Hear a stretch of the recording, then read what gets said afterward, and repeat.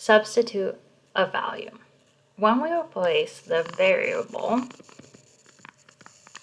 in the formula with the number, it's called substituting a value. And when substituting, you must place the numbers in parentheses. We'll just kind of like do that, right? Any number could go here. And then so there is no confusion in the future. And then the dollar markup is the dollar amount in the difference between the cost of the item to the business and the business's selling price of the item. And the markup percent is the percent increase of the cost of the item to get to the selling price.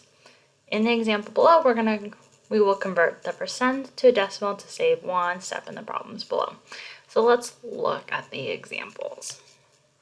Example 1, a retail business sells soy candles. The soy candles cost them $12 each. If the business has a 40% markup on the soy candles, what is the dollar markup? So we're going to use the following below. So your cost of $12, right? So just 12 markup is, as we converted from percentage to decimal, 0.40, and the dollar markup is equal to the cost times the markup. So what are we solving for? Well, we're solving for this. So let's go ahead and substitute in all our numbers into these, right? So we have cost, 12 times markup, which is 0.40, and that is equal to the dollar markup. So 12 times 0.40. So let's go ahead and rewrite this. We have 12 times, right, we can do that. So 0 times anything will always be 0, so we can just go ahead and write 2 zeros there.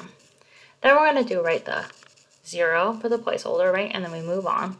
4 times 2, that's 8. 4 times 1 is 4. Now we go ahead and add, and it's just, right, 0 times 0 plus 0 is equal to 0. 0 plus 8 is 8. 4, just bring it down. Then we need to move the decimal over 2. So what's the dollar markup, right? It's 4.80. So $4.80. That's the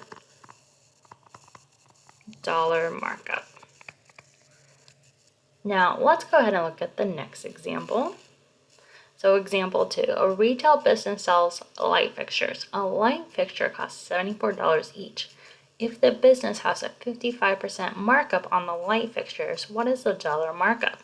So we're going to use the following below. So we have cost, which is 74, the markup, which is 0.55, right? And we just need to go ahead and solve once again for the dollar markup. So cost, right, 74 times 0.55, put these in parentheses, and that's equal to the dollar markup. Now let's go ahead and multiply. We have 74, we put that on top, 0.55 on the bottom. 4 times 5 is 20, carry up the 2. 7 times 5 is 35, plus 2, so that's 37. Hit the placeholder right for the 0. Now we go 5 times 4 is 20, carry the 2.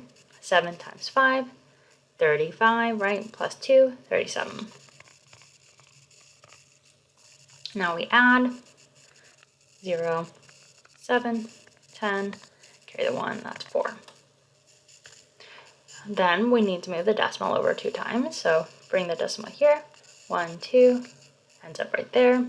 So what does that equal, right, for the dollar markup? $40.70.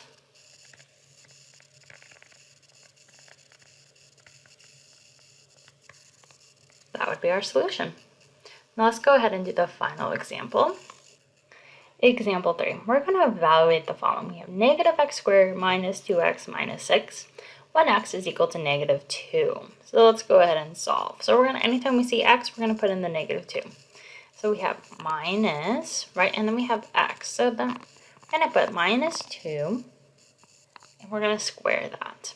Then we have minus 2 and then x, so that's negative 2 there, minus 6. Well, let's look at just this. So notice that this exponent is just attached to what's inside the parentheses, right? And so if you were to look at this, right, this becomes -2 times -2. And so -2 times -2 is equal to +4. So we have a negative, then +4, right, because we did the exponent.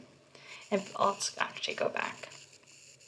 We need to remember this, right? And so there's no in parentheses where we need to deal with any order of operations inside. So we don't need to do that step, but we just did the exponent. Now we can go ahead and look for any multiplication and division, right? So the next step, which right here, right? This is a multiplication. We have -2 times -2, which we've already done. And that would be right up here. Just it looks a little different, but so that would be, right, +4, and then we're just going to go -6. So now we've done our multiplication or division step. There's nothing else we need to do on that one. Now we just need to go ahead and add and subtract. And we're going to start from left to right, right? So we have this -4, so that's just really, right, let's just rewrite this. -4 plus 4 minus 6. Well, -4 plus 4, well, that would be 0. And then -6, so that's equal to -6. And that would be our solution for this problem.